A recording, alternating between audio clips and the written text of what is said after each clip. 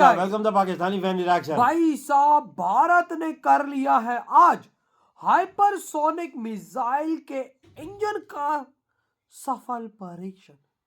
मतलब कि 3 मिनट तक लगातार उसको ऑन रखा है। अच्छा, क्या बोल रहा है? हाइपरसोनिक मिसाइल का इंजन बना लिया है इंडिया ने। अबे हाँ, ये कब हो यार? ये भाई आज ही खबर निकल कर आ रही है। मतलब कि हाइपरसोनिक तकनीक का जो इंजन नहीं होता हाँ। वो, जिसको 3 मिनट तक ऑन रखा गया और कामयाब रहा है। कामयाब। देखते हो वीडियो भाई वॉच करते हैं तो वॉच करने के बाद ही पता लगेगा। तो कौन ऑन करते स्टार्ट।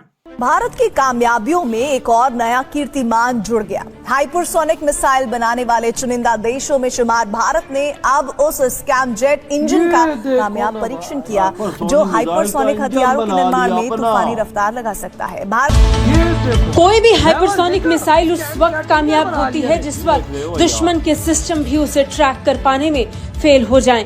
और भारत ने ये सफलता भी हासिल कर ली है। महज एक तस्वीर नहीं बल्कि आत्मनिर्भर भारत का एक और सशक्त हस्ताक्षर है। इस सफल परीक्षण से भारत को वो पूंजी मिल गई है जिसकी मदद से हमारे हथियार गोदामों में हाइपरसोनिक मिसाइलों की लाइन लग सकती है।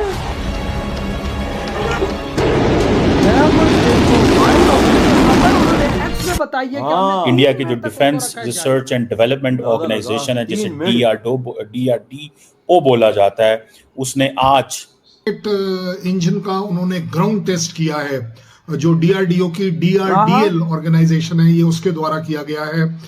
अगर हम इसको समझने की कोशिश करें तो 120 सेकंड का पहली बार ये एक्सपेरिमेंट ऑन टेस्ट सक्सेसफुली कर देखा गया कि दोस्तों खबरें आ रही हैं भारत से कि भारत ने एक का टेस्ट किया है और इसे कहा जा रहा है फोर्स मल्टीप्लायर। अगर पढ़ के ये अपने हमारे व्यूअर्स को जो नहीं पढ़े हुए हैं इसको थोड़ा समझाएं ये क्या कहा है।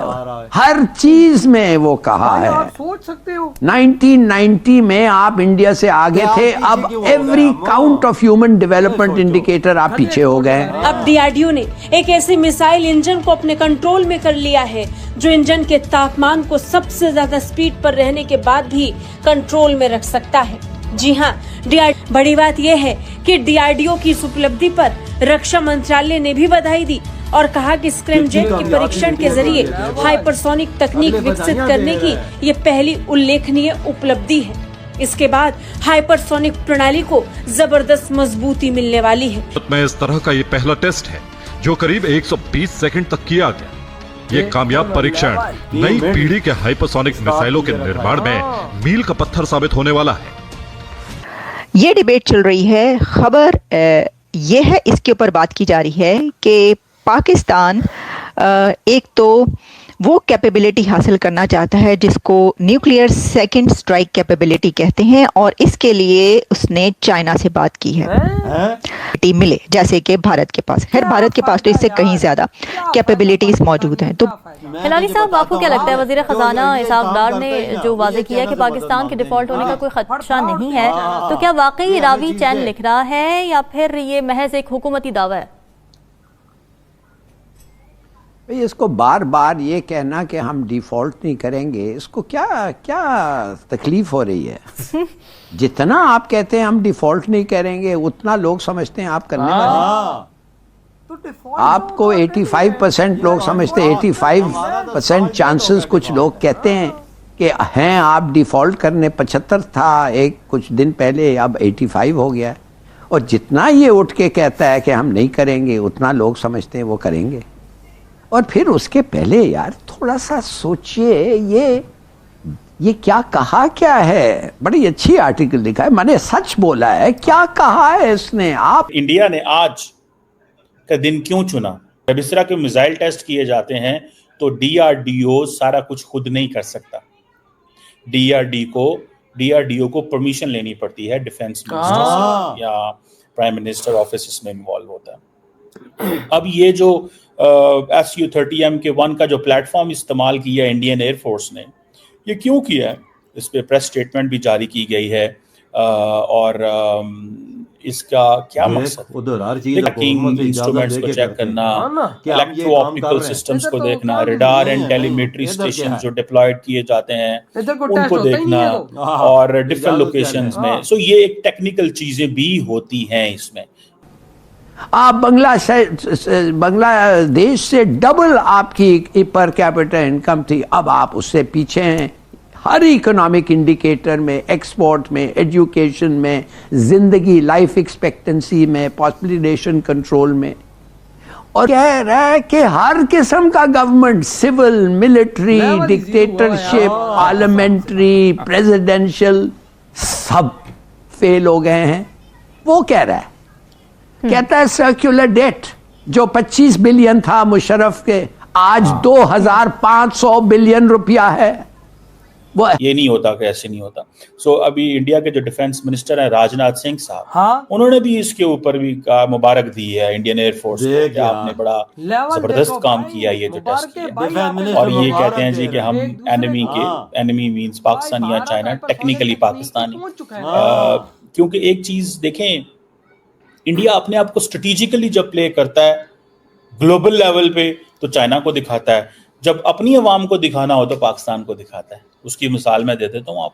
मिसाल के तौर पे प्राइम मिनिस्टर मोदी ने एक प्रोब का इन्वेस्टिगेशन का फैसला किया है कि क्यों इंडिया पाकिस्तानी लीडरशिप जो है, पाकिस्तानी पॉलिटिशियन जो है वो राहुल गांधी को प्रेज कर रहे हैं, फवाद चौधरी तब, ठीक है। So it's a sort of signalling, आप इसे सिग्नलिंग ही कहेंगे। अच्छा। और क्या कहेंगे, ठीक है जी। और इंडिया कॉन्टिन्यूसली पिछले कुछ अरसे से, अगर आपको याद हो, इंडिया ने थोड़ा अरसा पहले मार्च के इंडिया ने एक indigenously developed multiple independently targetable re entry vehicle जिसे MIRV टेक्नोलॉजी कहा जाता है, उसका टेस्ट किया। और ये कहा जाता है कि ये इंडिया का जो न्यूक्लियर आर्सेनल्स हैं, ये न्यूक्लियर कैपेबल जो अग्नि मिसाइल सीरीज है, उसके लिए बड़ा इंपॉर्टेंट है। और इसको संस्कृत वर्ड जो है आग, फायर का नाम दिया है। ये बोले ना, इंडिया डिफेंस में बहुत पैसा लगा रहा है, सबसे बड़ा आर्म्स इंपोर्टर है, 76-77 अरब डॉलर के करीब, अब तो उससे भी ज्यादा, सारी बात है अभी वो डिफेंस पे लगाएंगे, क्योंकि उनको वो कहते हैं चाइना एक बड़ा हमारे लिए टारगेट है। इधर हुई वीडियो खत्म भाई, हमारी क्या औकात भाई। आज देखो स्क्रैम जेट इंजन को उन्होंने सफल टेस्ट किया, 3 मिनट तक उन्होंने उसको ऑन रखा है। ये इतनी ताकत से वो चला होगा कि इतनी देर के अंदर पाकिस्तान के 10 चक्कर वो यूं लगाए। वो इतना था। हाइपरसोनिक मिसाइल की स्पीड तुम्हें पता है पाकिस्तानियों कितनी होती है? 20 से 25 मैक, यानी भाई साहब 1 घंटे का 20 से 25 हजार किलोमीटर पर आवर की वो स्पीड होती है। तो सोच लो पाकिस्तान कितना है, 1500 किलोमीटर है टोटल। तो सोच लो 100 चक्कर लगा भाई साहब उसने कितने चक्कर यूं लगाए होंगे, समझो। इतना घातक इंजन का टेस्ट किया उन्होंने, स्क्रैम जेट इंजन यार सोच सकता है, हाइपरसोनिक तकनीक वाला कोई सोच सकता है वो यार, ये खुद इंडिया ने डेवलप कर लिया, DRDO ने। वो यार भाई आज उसको सफल 3 मिनट तक भाई साहब उसको ऑन रखा है यार। ये तो इंडिया ढेर लगा देगा हाइपरसोनिक मिसाइलों के। वो यार जो इंजन जो बना लिया अपना, वही ना, ये तो गोदाम इंडिया अपने भर देगा। वही ना, मैं जो तो इधर पाकिस्तानी जले हुए, इनके मुंह लटके हुए भाई साहब। 120 सेकंड नहीं, 200 सेकंड कम से कम उन्होंने ऑन रखा है। और भाई फाड़ के रख दिया चीन पाकिस्तान की। भारत ने पाकिस्तान में इतनी बात बताऊं, हाइपरसोनिक तकनीक में स्टेप रख लिए भाई। तुम हम लोग अपने बाप चाइना को याद करेंगे, हमें एक चीज दे देगा बिल्कुल, लेकिन जब टेक्नोलॉजी हाथ में हो ना, तो भाई साहब अगला ऐसी चीज बनाता है जो किसी के ख्वाबों ख्यालों में नहीं होती। टेक्नोलॉजी इंडिया ने बनाई है कि नहीं बनाई, दुनिया के सामने पेश कर दी है कि नहीं पेश कर दी। देखो वो क्या क्या कर रहा है। हाइपरसोनिक मिसाइल को उस दिन टेस्ट किया, आज दुनिया में मातम भारत ने मचाया, हर किसी को भारत ने अपने खौफ में लाया। आज उसका इंजन बना के दुनिया के सामने बता दिया कि मैंने इंजन भी बना दिया, स्क्रैम जेट इंजन। फिर लगा ले अंदाजा। आप खुद सोचो ना, स्क्रैम जेट इंजन हाइपरसोनिक तकनीक वाला, जो किसी की ख्वाबों में भी नहीं हो यार। और भाई साहब उसको 3 मिनट तक कम से कम ऑन रखा है। जो पाकिस्तान की 600 बार चक्कर लगा, इतनी दफा घुमा होगा वो।